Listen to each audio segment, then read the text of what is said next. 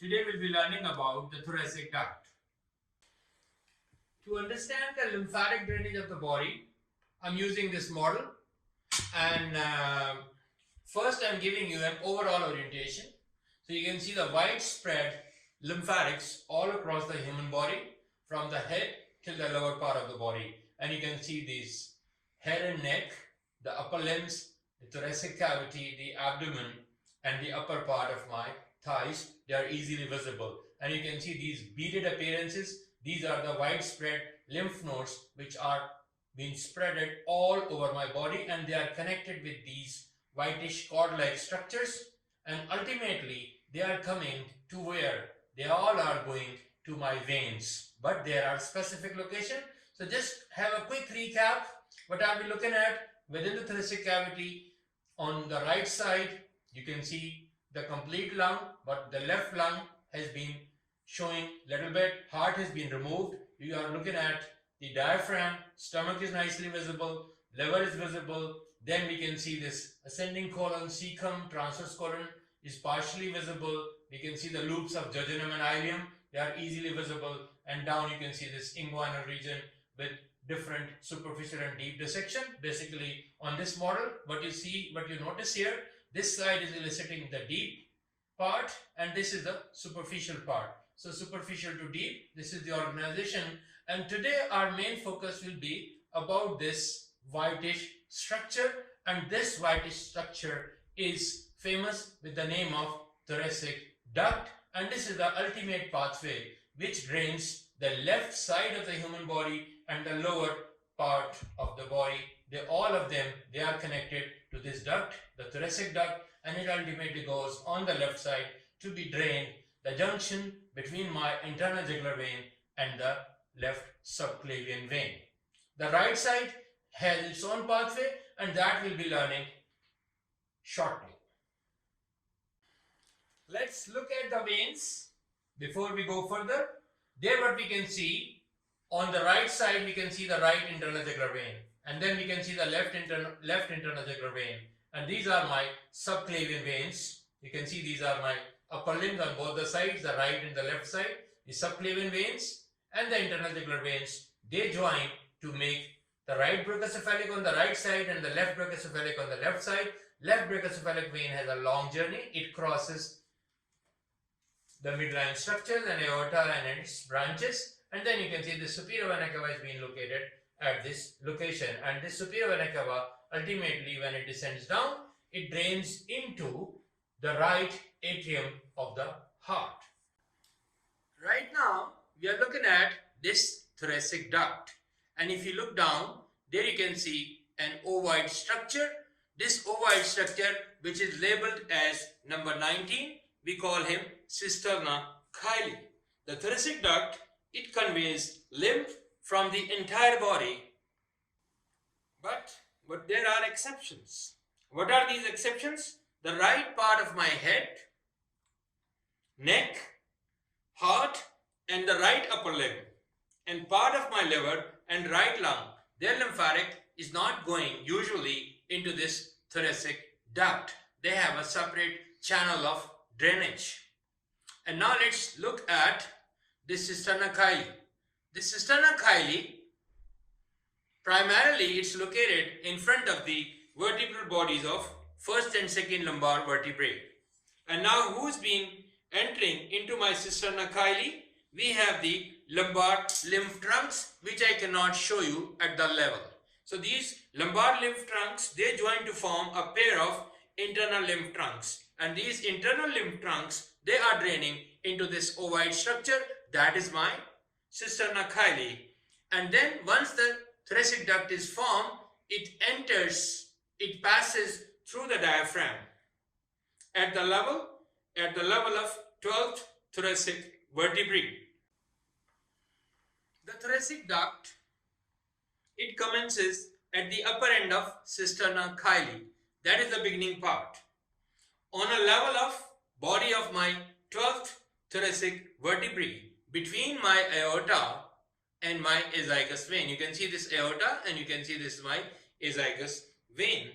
And then it passes upwards to go into my posterior mediastinum, and it traverses till my fifth thoracic vertebrae. There it deviates. Originally it is at the right side, then it moves towards the left side, and then it ascends up and it goes higher and higher till it reaches to my seventh cervical vertebrae, C7 level. So at that level it makes a loop. You can see this loop here, and then it usually, the normal way, it ends its journey by entering the junction between my left internal jugular vein and left subclavian vein, and it drains up, it enters into this place. Sometime it may terminates, it may end its journey by opening into my left brachiocephalic vein as well. So there are quite variabilities, but simply we need to remember it enters the thoracic cavity at the 12th thoracic vertebral level.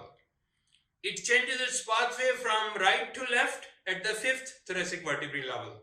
It ascends till my 7th cervical vertebrae, where it makes a sharp loop. You can see it very clearly. This loop has been shown, and then it has to reach to its final destination, and that is usually the junction between the place where my left internal jugular vein joins with the left subclavian vein. That is its usual place where it enters my main venous bloodstream. The moment when it is entering into my mainstream, it is joined by some more additional trunks, and these trunks are left jugular trunk, left subclavian trunk, and it is also being joined by left bronchomediastinal trunk. All of them, they enter into this loop, arching loop of my thoracic duct, but the moment it's entering into my junction between internal jugular vein, left internal jugular vein, and left subclavian vein.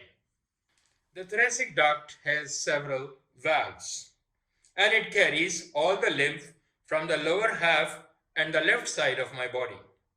During its journey, it receives lymph from my posterior mediastinal nodes, left intercostal nodes, and from the left bronchomediastinal trunk. And in the neck, it receives the left jugular and the subclavian lymph trunks till it opens into the junction between my internal jugular vein and subclavian vein on the left side.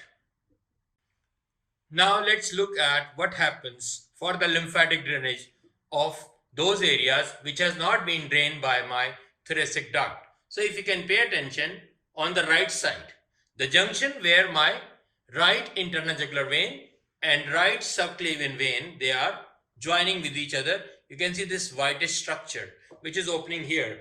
That is my right lymphatic duct.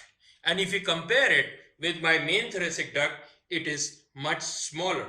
Now this right lymphatic duct, it usually receives the right intercostal nodes, the right bronchomediastinal trunk, and then it may receive the right jugular and subclavian lymph trunks before it opens into the commencement of my right brachiocephalic vein or the junction there.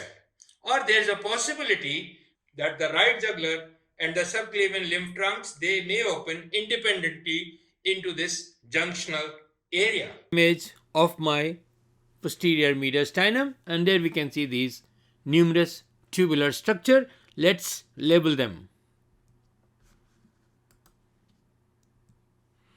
And now, after coloring, I hope things are much easy. So now what are we looking at the bottom? Let's start from the bottom. We are looking at the inferior vena cava, and next to it, what is this structure? That is my diaphragm.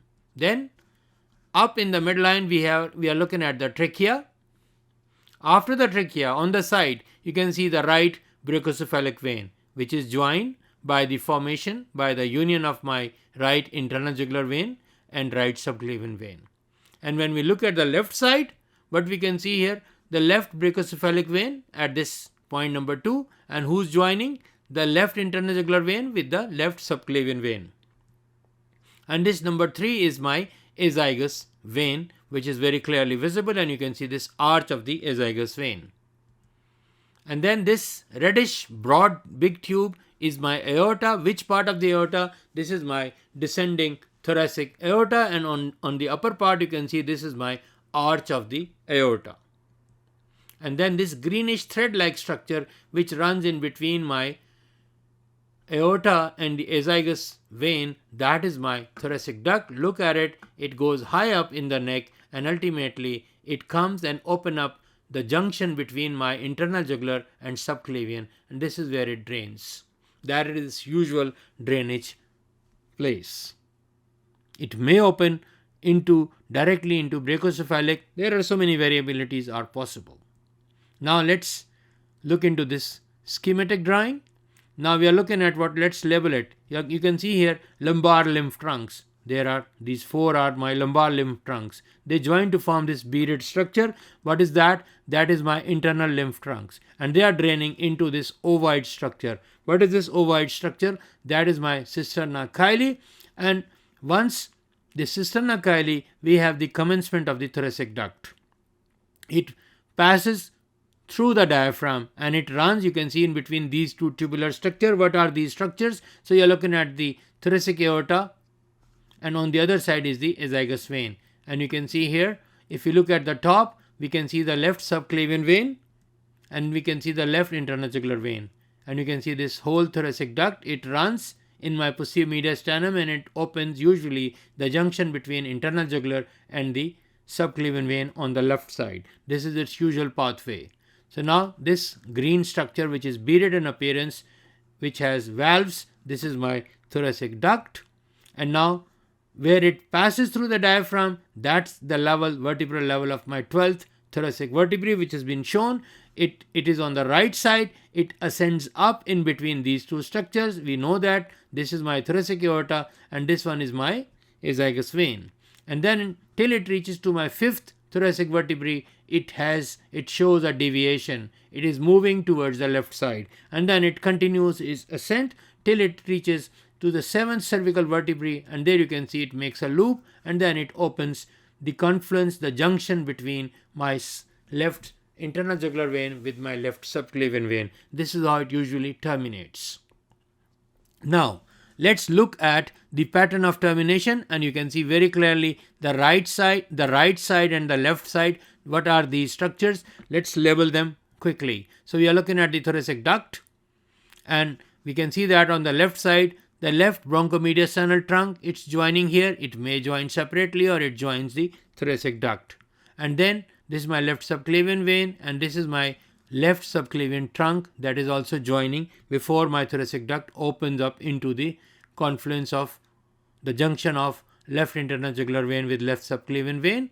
This is my left jugular trunk that is also joining at this location. And now when we come to the right side, the right bronchomediastinal trunk is joining separately or it may join the right sided lymphatic trunk. And then we can see the left subclavian vein, and then we can see this is my left subclavian vein, the right subclavian trunk, and this is my right jugular trunk. And there we can see the right lymphatic duct has been shown very clearly. So the right lymphatic duct, either it receives these right jugular trunk and right subclavian trunk, or they open separately or they join with the right lymphatic duct to open on the right side. Same location, the junction between the right internal jugular vein with the right subclavian vein. That's the usual place where they are opening up.